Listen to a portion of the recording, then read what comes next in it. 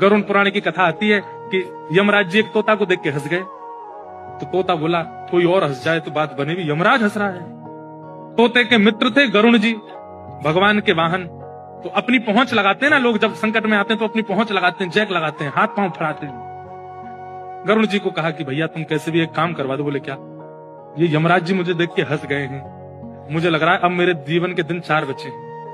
तुम कैसे भी भगवान से कहकर के मेरी जो जीवन अवधि है उसको बढ़वा दो, क्योंकि मुझे पता है कि ये यमराज जी तभी हंसते हैं जब किसी को उठाना होता है। गरुड़ जी बोले भगवान से बाद में बात करूंगा, पहले तुम मेरे पास आओ, बैठो मेरी कमर पे।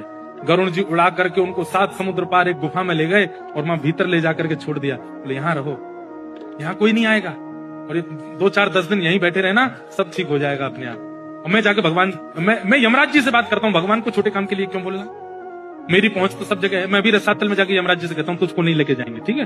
तोता बड़ा खुश हुआ, बहुत बढ़िया है, मैं यहीं रह लूंगा 4-5 दिन। यमराज जी के पास गए सीधे गरुड़ जी।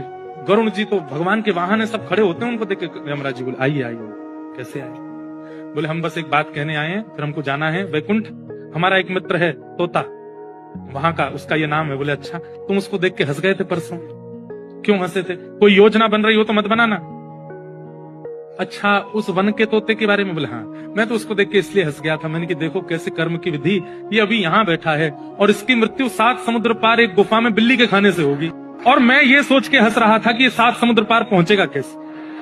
तभी यमराज जी बोले देखो देखो आ गया। पीछे देखा तो उस तोते की आत्मा आ रही थी, मर गया। गरुड़ जी बोले मैं ही छोड़ के आया था इसे। आप कौन से जन्म का अब भोग रहे हो आपको नहीं पता है भैया, वो नहीं टल सकती है। इसलिए प्रसन्न रहो, नाम जपो, कथा सुनो, खूब आनंद से